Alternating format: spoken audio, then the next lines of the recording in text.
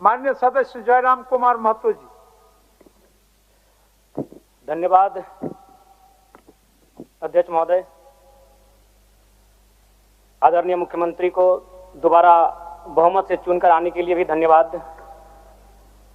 माननीय वित्त मंत्री के द्वारा अनुपूरक बजट, द्वितीय अनुपूरक बजट जो 4,833 करोड़ 39 लाख लाया गया है, जबकि यही सरकार ठीक कुछ दिन पूर्व प्रथम अनुपूरक बजट, माफ कीजिएगा, प्रथम अनुपूरक बजट 4,833 करोड़ 39 लाख का लाया गया था, और आज पुनः द्वितीय अनुपूरक बजट जो कि 11,697 करोड़ 45 लाख की राशि लेकर आए हैं।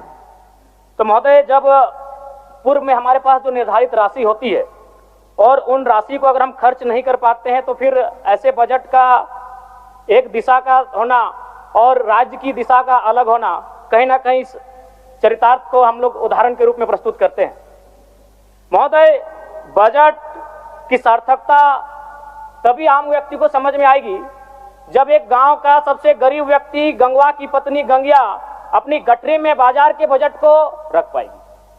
आज तमाम माननीयों ने, हमने भी सोचा था कि पक्ष की तरफ से विषय को रखा जाएगा, विपक्ष वाले तर्क को प्रस्तुत करेंगे, और इसी बीच मैं एक नया नवेला युवा सीखने का कार्य करूंगा। लेकिन मैक्सिमम समय इन्होंने दिशाहीन मुद्दों पे रखा।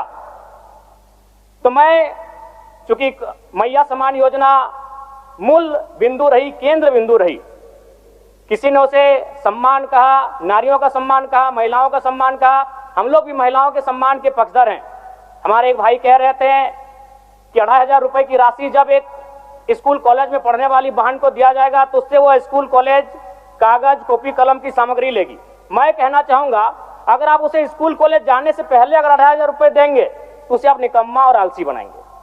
यदि आपको उस राशि को देना है तो उसके स्कूल कॉलेज जाने के बाद दीजिए, स्कॉलरशिप के रूप में दीजिए। मैं आज पुनः कहूंगा, क्योंकि आप सत्ता पक्ष में हैं, आप संभवतः अपने इस विषय को बचाएंगे, आप अपना पक्ष रखेंगे कि आपने मैया सम्मान योजना एक महान कार्य किया है।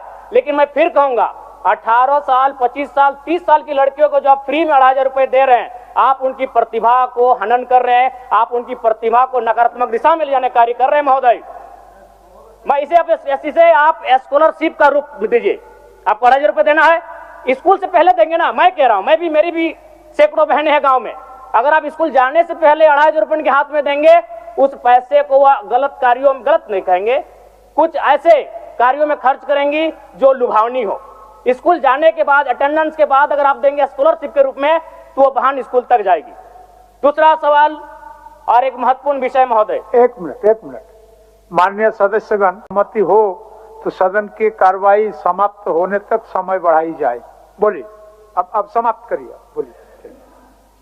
महोदय, यदि वास्तव में मैया सम्मान की राशि 2,500 रुपए सम्मान है तो मैं चाहूंगा हम लोग एक सार्थक दिशा में बढ़िया। महोदय, आज जितने भी माननीय हैं उनको बस की सुविधा दी जाए, जितने भी माननीय हैं अपने घर से ट्रेन की सुविधा से सदन आए, जितने भी माननीय हैं वो अपना टीए भत्ता का त्याग करे, जितने भी माननीय हैं यह जांच हो कि उनके बच्चे सरकारी स्कूलों में पढ़ते हैं या गैर सरकारी स्कूलों में पढ़ते हैं, निजी स्कूलों में पढ़ते हैं, इस विषय का भी जांच हो। अगर उसमें अगर कसौटी में उतरते हैं, हम कहेंगे ये मैया सम्मान योजना है, और नहीं तो इसे केवल और केवल जिस सपने के साथ ये राज्य अलग हुआ था वो सपना कहीं ना कहीं अधूरा होगा। महोदय, 2,500 रुपया सम्मान की कसौटी नहीं होगा। सम्मान तभी होता है जब समानता से आता है, समानता है तभी सम्मान है। अगर समानता नहीं है महोदय तो किस सम्मान की आप बात करते हैं? महोदय, मैं पुनः कहना चाहूंगा, महोदय 30 सेकंड 45 सेकंड का समय चाहूंगा। आदरणीय परम श्रद्धेय, सीजीएल का मामला अभी भी गर्म है। यदि सरकार को लग रहा है वो सच्चे हैं तो सांच को आंच क्या करा लीजिए जांच, सांच को आंच क्या करा लीजिए जांच। और अब कब तक बहाना दीजिएगा कि ये विपक्ष की साजिश है? विपक्ष के सारे पे छात्र सड़कों पे नहीं है, सपने टूट रहे हैं, सपने नेशनल नाबूद हो रहे हैं, इसीलिए छात्र सड़कों पर है। और याद रखिएगा, उनके सपनों के बीच कोई आएगा, पहाड़ आए, दरिया आए या चट्टान आए, छात्र टकराएंगे। महोदय, मैं फिर कहूंगा, यदि आप सच हैं तो सच को आंच क्या कराइए जांच, सीजीएल की जांच हो। मैं पुनः कहूंगा, खतियान आधारित स्थानीय नीति, विस्थापन नीति पुनः समीक्षा करते हुए लागू कैसे हो उस दिशा में राज्य को बढ़ना चाहिए। और महत्वपूर्ण विषय महोदय, मैं ये कहना चाहूंगा, हो गया माननीय जयराम कुमार जी, हो गया। धन्यवाद।